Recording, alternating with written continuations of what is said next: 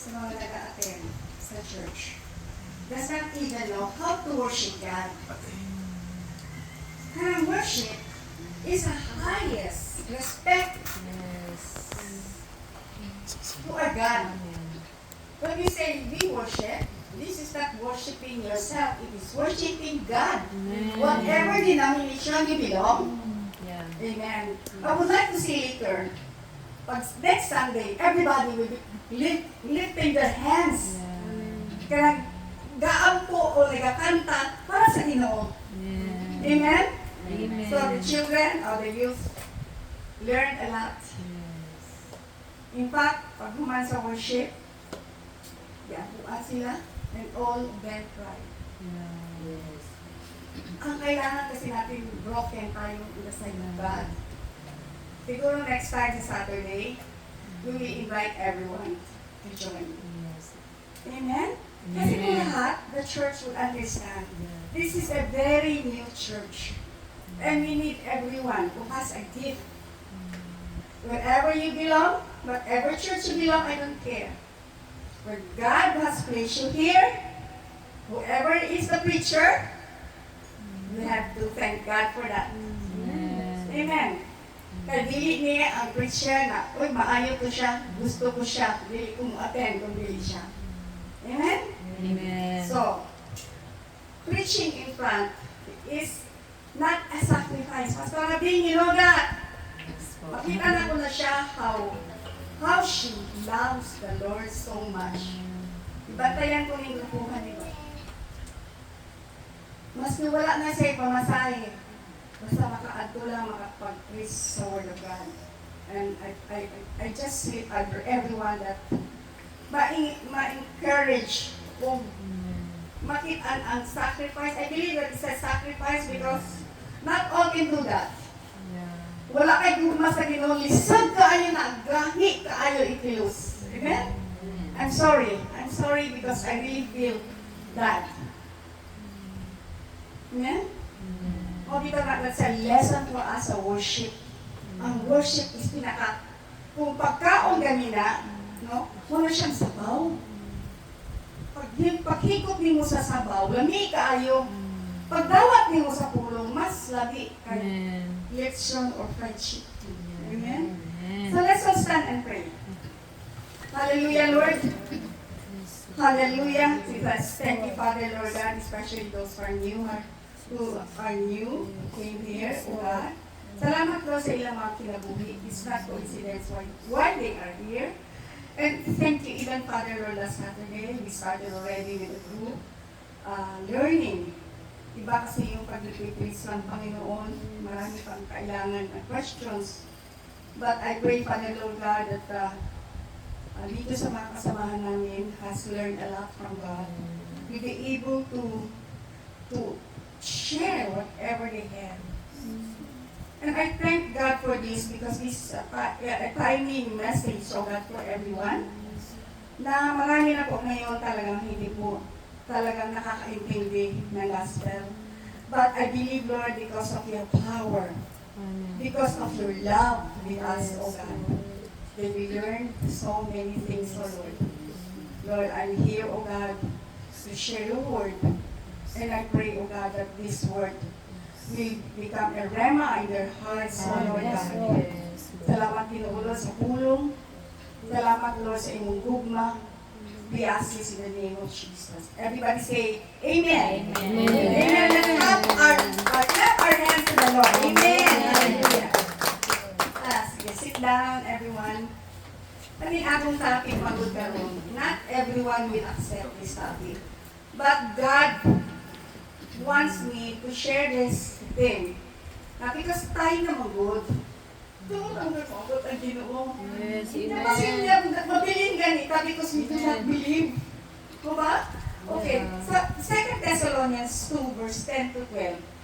Parang ito sinasabi kay Loli. Ito sinasabi, too many theories have deluded the public, which reads as follows. And with the deception of the wickedness, for those who perish, because they did not receive the love of the truth, so as to be saved. And for this reason, God will send upon them a deluding. What is deluding? Kanang dili ka makasabot, deluding, impose a misleading belief upon someone. Madili ka matuo, tuo ka mo, dala ka sa imong sarili nga religion, mauto ang imong tuhan that you are already blinded. Mga importante na, we are not blinded. What is important, we study the Word of God. What is important, we ask wisdom from God kung saan ka tinuod. Amen? And misleading belief upon someone, yan ang ibig sabihin. No? Deceive, deception, fool. Mga nang naitabo ka sa politics, tanan. Malapit na lang ka maminaw, every day, you will hear all the lies. Even mga priests, even mga taos, mga pastors, wala na, bungkag na. Wala na unity in the spirit. Why? Because we believe in lies. Amen? Okay. Hallelujah. God is good. All the time. Amen. Hallelujah. Ang aking message karon is about speaking in tongues. Shock mo? Shock ba mo? Okay. Those who have experienced speaking in tongues, please raise your hands.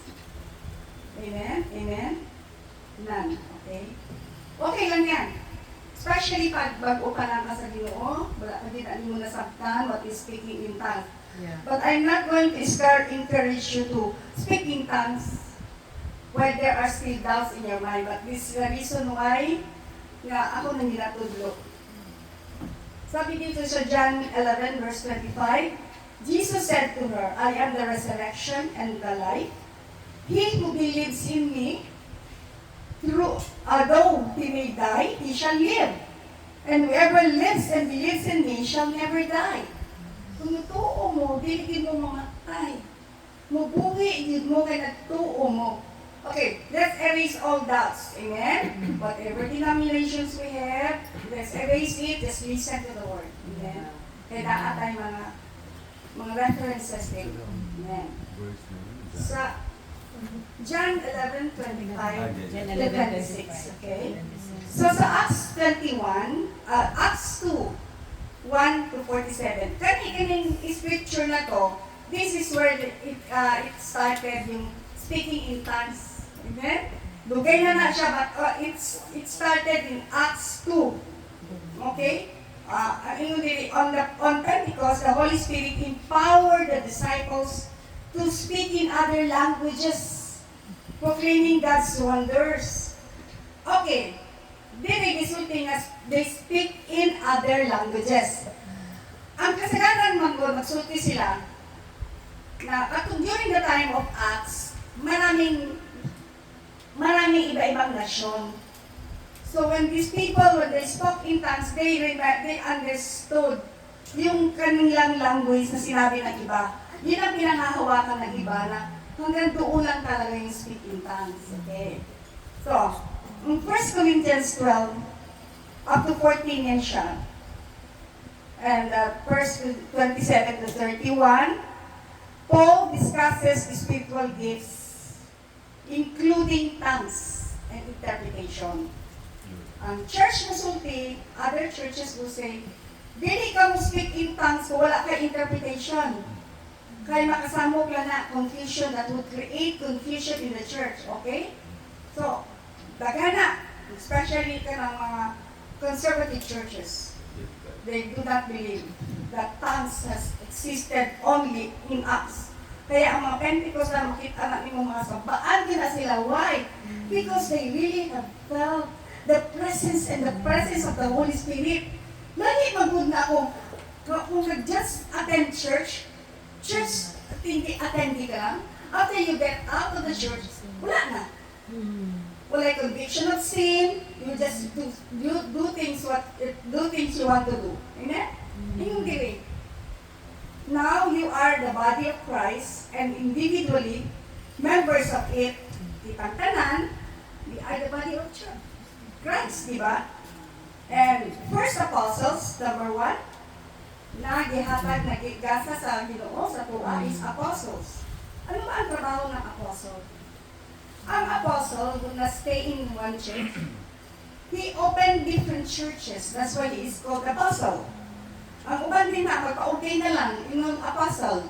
Makita ng, it grieves me, kaya daghang kayo mga bishop, mga sa pagina. Pangalan, but deceiving. There was even a time na wala mi kay balog, imbita mi para mag-bishop siya, ordained sa bishop. Kami ang ipasign dito na church, kami ang church niya. So it's deception, di ba? So, even the body of Christ is, no, ang dami ng mga deceptions ngayon. So sabi dito, second is prophet. Sino ang may gift ng prophecy dito? Prophet. Wala? Okay, I'll explain that later. But I will explain further yung speak in tongues. No? Prophets. The third is teacher. Muna napatawagin. Teacher. Amen.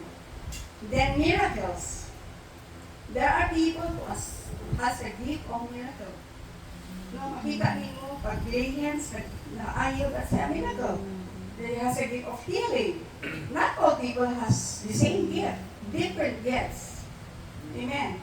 Pastor Tony has a different gift. Ang iya, he will not stay in one church. Why? Because he's an evangelist.